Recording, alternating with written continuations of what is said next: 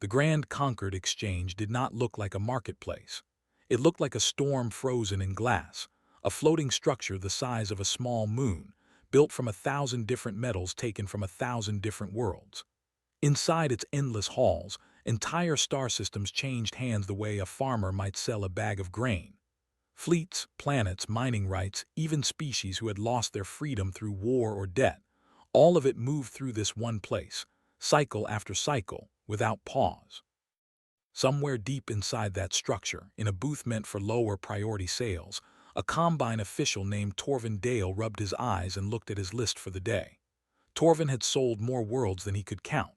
He had sold burning gas giants to collectors who liked pretty views, and he had sold entire asteroid belts to companies that wanted the metal inside them. None of it excited him anymore. Auctions were auctions. Numbers went up, a light blinked, and the item belonged to someone new. Near the bottom of his list, almost lost between two much larger entries, sat a small blue and green planet. The listing was short and dull, the kind nobody bothered reading twice. It described a world with a low level of technology, no real presence in galactic trade, and a species marked only as having erratic behavior and unstable emotional patterns. The system had been claimed decades ago by a scavenger group who never followed through with development, so now, by Combine rule, the abandoned claim had to be offered for sale. Torvin expected no one to bid on it at all. Worlds like this usually sold for scrap value if they sold at all. Far away from that glowing auction floor, on the very planet in question, a man named Daniel Kessler sat in a small office that smelled like old coffee and warm machines. Daniel worked for a tiny department that almost nobody in his own government took seriously. His job was to watch strange signals and broadcasts that leaked in from deep space, most of which turned out to be nothing more than distant noise. Most days, his work meant reading old star charts and adjusting antennas that pointed at empty sky. That night, while sorting through a pile of unimportant data feeds, Daniel noticed something strange. Buried inside a stream of trade information from a source his systems could barely translate, there was a single listing. His automatic translator struggled with most of it, but three details came through clearly enough to freeze him in his chair. A planet, a star system matching the exact position of Earth, and a price. At first Daniel laughed, thinking it had to be a mistake in the translation software, some kind of broken data packet that had scrambled numbers together. He ran the translation again, then a third time. Each attempt gave him the same result. Somewhere out in the void, something enormous and ancient had decided to sell his entire world, and almost no one on the surface of that world had any idea it was happening. He tried calling his supervisor first, a tired man who barely answered his messages on good days.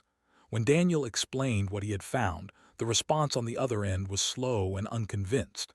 His supervisor reminded him, not unkindly, that strange signals came in all the time, most of them meaningless.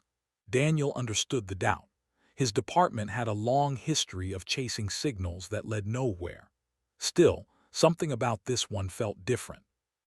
The numbers were too specific, the format too official, matching patterns he had studied for years in training documents that almost nobody ever expected to actually use. Refusing to let it go, Daniel spent the next several hours pulling together every scrap of information he could find. He cross-referenced trade markers, timestamps, and registry codes until he had built something that looked less like a wild theory and more like a real report. By the time the sun began to rise outside his window, he had convinced exactly one person to listen to him seriously, a mid-level government analyst named Robert Hale, who agreed to view the raw data feed only because Daniel refused to stop calling. Robert arrived at the office looking unconvinced and slightly annoyed at being pulled out of bed for what he assumed would be nothing. Daniel pulled up the signal on the main screen, adjusting the translation filters as best as his outdated equipment allowed. Slowly, piece by piece, the listing became readable, a world matching Earth's exact orbital details. A short, almost insulting description of the people living there. and a countdown timer ticking down toward the opening of bids. Robert stared at the screen for a long moment, his early morning annoyance fading into something colder and more serious. He asked Daniel if this could really be happening, if some distant power out among the stars was actually about to sell their planet like a piece of property. Daniel didn't have a comforting answer. All he had were the numbers on the screen, and the numbers didn't lie. Neither of them fully understood in that moment that this signal would soon shake the balance of an entire galaxy.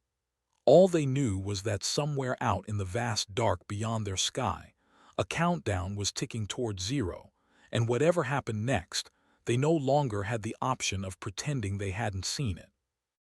As the timer dropped past its final minute, Robert pulled his chair closer to the screen, and Daniel reached for the recording controls, both of them staring in tense silence as the auction for their world prepared to begin. Numbers scrolled across the auction floor faster than any human eye could follow, each one representing a sale that would have made headlines on Earth for 100 years. A war fleet from a broken empire sold to a private buyer in under 6 seconds. A moon rich with rare crystals sold for a price that could have fed 1,000 worlds. None of the buyers on that floor cared about small planets with no fleet and no trade history. They were there for real prizes, not forgotten scraps. Torvin Dale moved through his list with practiced boredom, tapping through listing after listing without much thought. When the small blue and green planet appeared on the main display, hardly anyone in the auction hall looked up. A few buyers glanced at the basic description, saw the words low technology and unstable species, and returned to their private conversations. Torvin began the standard countdown, expecting the usual result for listings like this one. No bids at all, followed by the lot being marked unsold and quietly removed from the registry. The countdown ticked past its halfway point with total silence. Then, just seconds before the lot would have closed with no buyer, a single bid appeared on the board. It came from an account with almost no history in the Combine's massive trading network, the kind of account usually used by small independent buyers making minor purchases. The bid itself was almost laughable, a number so low it barely covered the cost of processing the sale. Several nearby traders chuckled, assuming it was a mistake or some kind of joke entry meant to test the system. Torvin barely reacted. He had seen strange, low-value bids before, usually placed by collectors who liked owning obscure or forgotten things simply to say they owned them. Rules were rules, though, and even a joke bid still counted as a valid one under Combine law. He opened the standard window for a counter bid, giving any other buyer the chance to outbid the strange, tiny offer. Nobody moved. Nobody cared enough about a small, low-value world to bother raising their hand. Back on Earth, inside the small office glowing with monitor light, Daniel and Robert watched the same event unfold through their painfully slow translation feed. Neither of them understood every detail flashing across the screen, but they understood enough. A bid had been placed. Their world had a price attached to it, a real number, sitting there for the entire galaxy to see. Robert asked quietly if there was any way to stop this, any way to reach out and explain that this wasn't some abandoned rock but a living, breathing planet full of people. Daniel didn't have an answer. Their systems weren't advanced enough to send a message fast enough to matter, and even if they could, nobody out there would likely care about a formal complaint from a species barely recognized as spacefaring. The countdown for a counter bid ran out with no response. On the massive display above the auction floor, a simple message appeared in bold, cold letters. Sale confirmed. Somewhere in the crowd, a low murmur passed between a few traders who found the whole thing mildly amusing. A tiny, forgotten world sold for pocket change to an unknown buyer. Within moments, their attention shifted back to bigger, more important sales, the small planet already fatting from memory. Torvin closed the listing with a practiced tap, marking the transaction as complete in the Combine's massive database. Under standard procedure, the buyer's identity would remain sealed for a short waiting period, a routine step meant to confirm payment and registry details before public records updated. Nobody expected this particular waiting period to matter.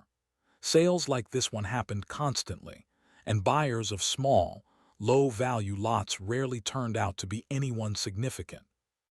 Back on Earth, Daniel stared at the screen long after the numbers stopped moving. The listing was gone from the live feed, replaced by other unrelated trades. Robert sat back in his chair, running a hand through his hair, clearly struggling to accept what they had just witnessed. Their planet, their home, had just been sold in what amounted to seconds, decided by rules neither of them had ever heard of, enforced by beings who almost certainly didn't know or care that Earth held billions of living people. Neither of them slept that night. Robert spent hours trying to convince higher officials to take the recording seriously, most of whom responded with confusion or outright disbelief. Daniel kept replaying the footage, studying every detail of the winning bid, trying to understand who or what could have placed it. The account had no history, no visible ties to any known power, corporation, or government. It was almost as if the bid had come from nowhere at all, a ghost reaching out of the void to claim a planet nobody else wanted.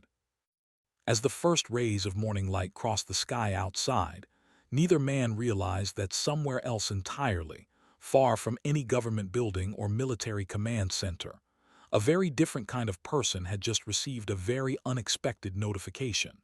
And that quiet notification, arriving on an ordinary desk, in an ordinary home, was about to change everything.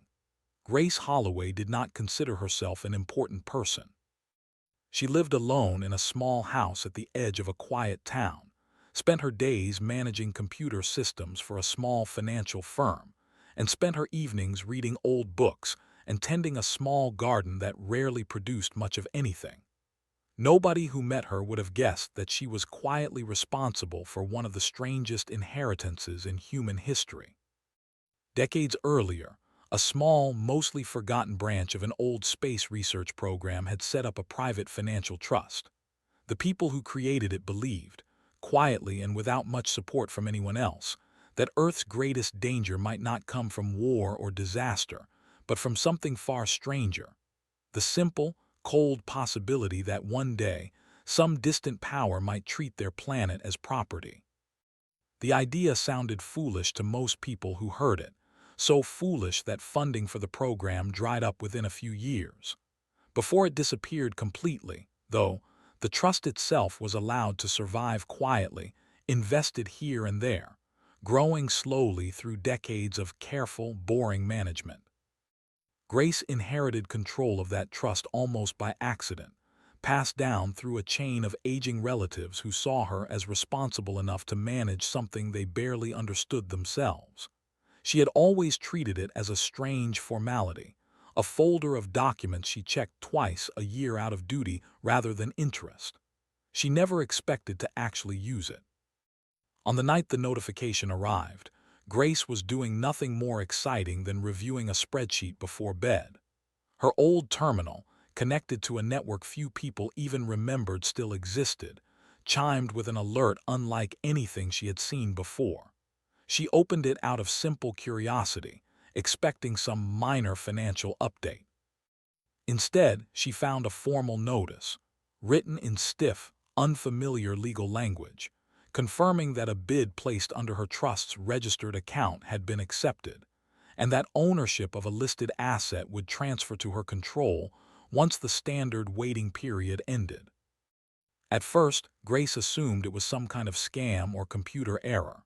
She read the notice 3 times, her tired eyes catching on one detail that refused to make sense. The listed asset was described only by a set of orbital coordinates and a short designation code. Confused, she pulled up an old star chart tool buried deep in her system, one she hadn't touched in years, and typed in the coordinates almost as a joke. The chart resolved slowly, pulling together data from old research archives. When the result finally appeared, Grace felt her stomach drop. The coordinates matched her own solar system. The asset didn't refer to some distant planet or unknown resource. It referred to Earth. She sat completely still for a long moment, staring at the screen, trying to process the impossible truth in front of her. Somewhere out among the stars, an ancient trading system had listed her home planet for sale, and through a program she barely remembered existed, she had somehow ended up as the winning bidder.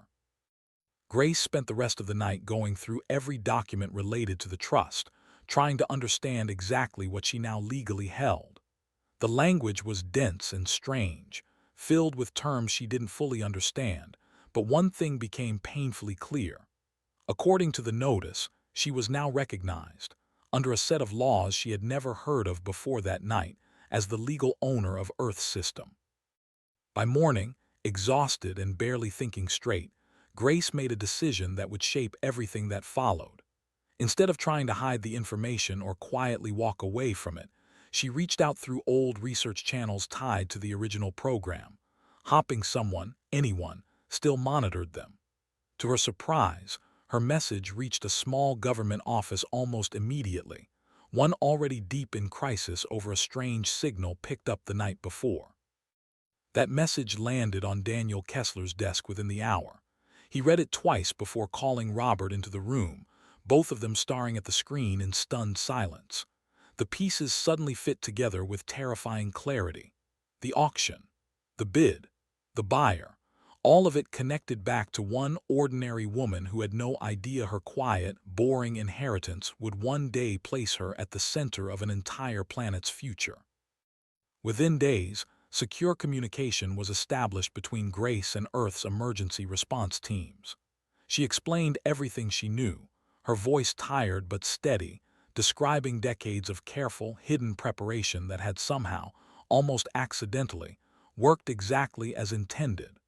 Nobody involved fully understood yet what this meant for the wider galaxy, but one truth was already becoming clear. Ownership was not the same as control, and very soon, the rest of the galaxy would have to learn that lesson as well. Word travels strangely across a galaxy built on trade. It does not move like fire, sudden and loud, but more like water, quiet at first, slipping into cracks nobody thought to watch. Within a few cycles of the sale, rumors about the small blue and green planet began spreading through trade networks far beyond the grand conquered exchange. At first, the story was treated as a joke, a strange little tale about a forgotten world sold for almost nothing to some unknown, unimportant buyer. Traders repeated it mostly for entertainment, laughing over how absurd combine auctions could be sometimes. The tone shifted the moment someone realized exactly which listing had sold. A junior researcher working for a mid-sized trade alliance recognized the coordinates almost immediately, having studied old survey reports about a low-priority system marked with unusually persistent radio activity. When the report reached higher officials within that alliance, the reaction was no longer amusement. It was alarm, followed quickly by anger. Several larger powers realized, almost at the same time, that they had personally reviewed and dismissed this exact listing without a second thought. What made the situation worse for them was not the planet itself, but the rules that protected it. The Grand Conquered Exchange built its entire reputation on one unshakable promise. Once a sale closed, it closed permanently. No power, no matter how strong, was allowed to reverse a completed auction, because the moment one sale could be questioned or undone, every sale ever conducted could be questioned as well. Trade across the galaxy depended entirely on that promise holding true. Attempts to challenge the sale began almost immediately, each one running straight into that same wall. A minor trading cartel filed a formal complaint, claiming the winning bid had come from an unrecognized or improperly registered account. Combine officials reviewed the claim carefully, only to confirm that the trust behind the bid, though small and quiet, had technically maintained valid registration for decades, satisfying every requirement under existing law. The complaint was dismissed within a single cycle. A much larger power attempted a quieter approach, sending private representatives to pressure Combine leadership directly, suggesting the sale be treated as an error and reversed for the sake of stability.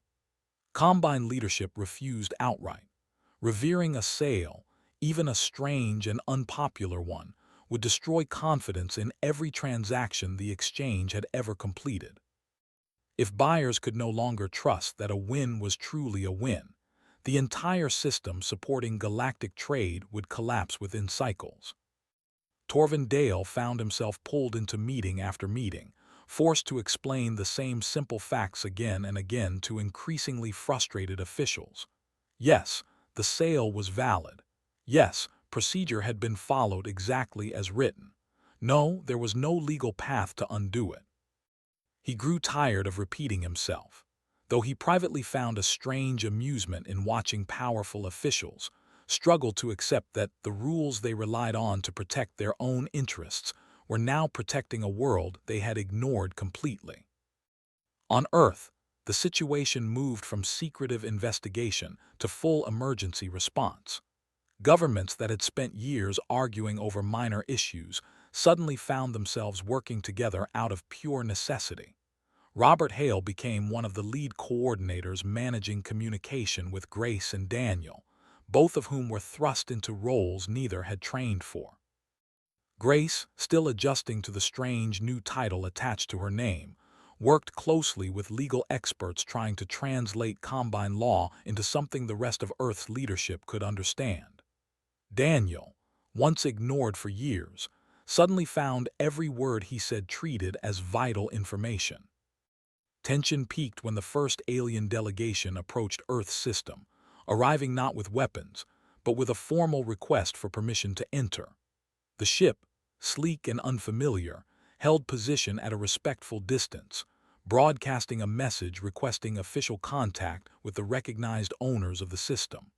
For the first time in history, an outside power was asking humanity for permission to do anything at all involving their own home.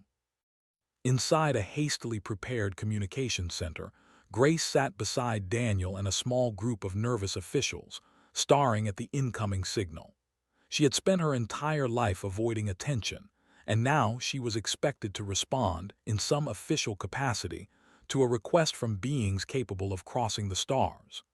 Taking a slow breath, she nodded to the technician beside her, giving the signal to open a channel. As the connection stabilized and the first unfamiliar voice crackled through the speakers, everyone in the room understood, without needing to say it aloud, that everything about their world's place in the galaxy had just changed forever. In the weeks that followed the first contact, Earth's leadership learned an uncomfortable truth. Having legal ownership of their own system meant almost nothing if they didn't understand how to use it. Grace Holloway, still uneasy with her sudden importance, spent long hours studying Combine law alongside a growing team of advisors, determined to turn confusing legal language into something Earth could actually act on. Daniel Kessler worked just as hard translating incoming trade requests, learning the patterns and habits of a galaxy that operated on rules nobody back home had ever needed to understand before. Slowly, a strange kind of order began forming out of the chaos. Mining companies that once ignored Earth's system completely now had to submit formal requests before sending ships anywhere near its asteroid belt. Trade fleets passing through nearby space were required to file transit notices, something that would have seemed absurd only months earlier.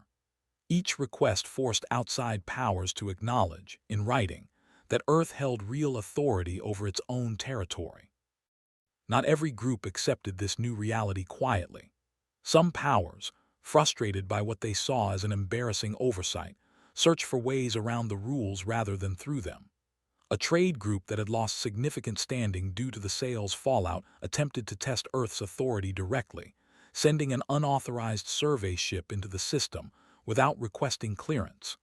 The ship entered quietly, scanning nearby asteroids as though daring anyone to notice or respond.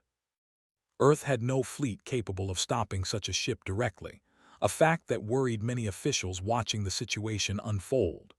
Grace and her advisors, however, understood something the impatient trade group had overlooked.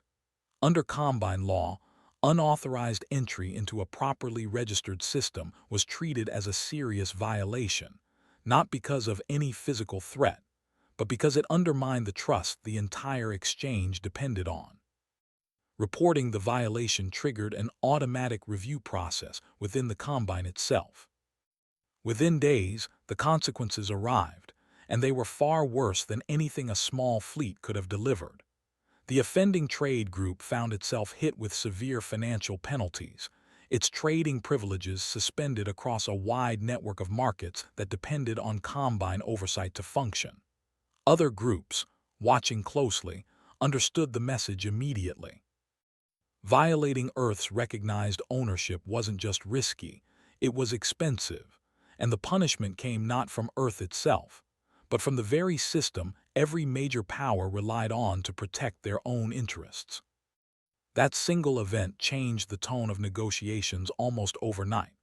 Powers that had once treated Earth as an afterthought began sending formal representatives instead of quiet threats. Meetings that once felt impossible to arrange were suddenly requested constantly, each visiting delegation eager to establish official trade agreements before their rivals gained any advantage. Grace found herself sitting through long negotiation sessions, her quiet, careful nature proving surprisingly effective against representatives used to aggressive bargaining tactics. Daniel, meanwhile, focused on something he considered just as important as any treaty, making sure the wider galaxy understood who humanity actually was.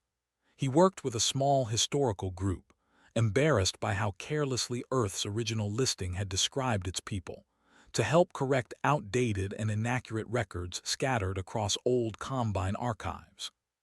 Slowly, references to unstable behavior and low technological output began being replaced with more accurate descriptions, still cautious, but no longer dismissive. Robert Hale, coordinating between governments back on Earth, often marveled at how quickly things had changed. Nations that once argued over minor budget disagreements now worked side by side, driven by the shared understanding that their entire future depended on handling this unexpected situation correctly. There were still tense moments, still disagreements over how much power should rest with any single group, but the overall direction remained steady, guided by the simple, undeniable fact that Earth now held something no war could have won them: legitimate, recognized authority under the very laws that ran the galaxy. By the end of that period, Earth's system had become something almost unheard of among newer, weaker civilizations, a protected territory whose ownership no major power dared challenge openly. Not because anyone respected humanity out of kindness, but because the entire structure holding the galaxy's economy together depended on defending even the smallest, strangest sale ever recorded. Grace Holloway, once an ordinary woman managing spreadsheets in a quiet house, had unknowingly given her world something far more valuable than weapons or fleets. She had given it a seat at the table, secured entirely by paperwork nobody had expected to matter. Months after the auction that changed everything, a formal invitation arrived for Grace Holloway, requesting her presence at a recognition ceremony held by the Grand Concord Exchange itself. Such ceremonies were usually reserved for powerful traders, wealthy corporations, or officials representing entire empires. Grace read the invitation twice, sitting in the same small house where this whole strange story had begun, and felt none of the excitement she imagined such an honor should bring. She traveled to the ceremony anyway, accompanied by a small group of advisors who had grown close to her over the past several months. The hall where the event took place was grand beyond anything she had ever seen, filled with representatives from powers whose names she had only recently learned to pronounce correctly. When her moment came to step forward and accept formal recognition as the individual behind Earth's unlikely purchase, she surprised nearly everyone present. Instead of accepting personal ownership, Grace requested something few expected. She asked that the deed itself be transferred fully and permanently into the hands of Earth's collective governing body, ending her personal claim entirely. She explained, in simple and steady words translated carefully for the crowd, that she had never wanted to own a planet. She had only wanted to make sure her home remained safe, and now that it was, The ownership belonged to everyone who lived there, not to her alone. The request caused a quiet stir among the gathered officials, unfamiliar with someone willingly giving up such significant standing. After a short deliberation, the Combine agreed to the transfer, formally recognizing Earth's governing body as the sovereign, legal holder of its own system. For the first time since the whole ordeal began, humanity's place among the stars rested not on the actions of one trust or one unexpected bid, but on its people as a whole. Back on Earth, life slowly began adjusting to this strange new reality. Daniel Kessler, once overlooked and underestimated, was formally appointed as Earth's first official liaison to galactic trade authorities, a position created specifically because of everything he had done to bring the truth to light in those first chaotic hours. He approached the role with the same quiet determination that had driven him from the very beginning, working tirelessly to make sure no future oversight could ever threaten Earth the way this one nearly had. Robert Hale returned to a quieter role within Earth's government, though his reputation had changed permanently. Colleagues who once dismissed him as overly cautious now respected his instincts, remembering how seriously he had taken Daniel's warning when so many others hesitated. He often joked in later years that the single best decision of his career had been agreeing to watch a strange video feed at an early, uncomfortable hour of the morning. Grace Holloway returned home shortly after the ceremony, choosing a quiet life over the fame that could easily have followed her. She kept managing small financial systems, tended her garden, and rarely spoke publicly about her role in Earth's unlikely rise. When people occasionally recognized her, curious about the woman behind humanity's strange victory, she often brushed off their questions with simple honesty, insisting she had only followed instructions left behind by people far more thoughtful than herself. Far away, within the endless halls of the Grand Concord Exchange, Torvin Dale continued his work exactly as before, sorting through countless listings, running countless auctions. Yet something about him had changed as well. Where he once approached every sale with practiced boredom, he now paused slightly longer over unfamiliar, overlooked listings, remembering the chaos caused by a single insultingly low bid nobody had expected to matter. One evening, sharing a quiet drink with a fellow official, Torvin reflected on everything that had happened since that strange, forgettable auction. He admitted, with a dry, tired smile, that in all his years running sales across the galaxy, he had handled empires, fleets, and forgotten worlds without a second thought. Yet nothing, in all that time, had caused more disruption than the cheapest, most unimportant bid he had ever accepted. Across the wider galaxy, traders slowly adjusted their habits, learning to look twice at listings they might once have dismissed without thought. Small, quiet worlds, once ignored entirely, now received careful reviews before being added to auction lists, just in case another overlooked civilization turned out to be worth far more than any listing suggested. And somewhere on a small blue and green planet, life continued much as it always had, filled with ordinary people going about ordinary days, most of them still unaware just how close their entire world had come to being sold away like an old, forgotten piece of furniture, saved in the end not by weapons or war, but by patience, paperwork, and one very unexpected, very quiet bid.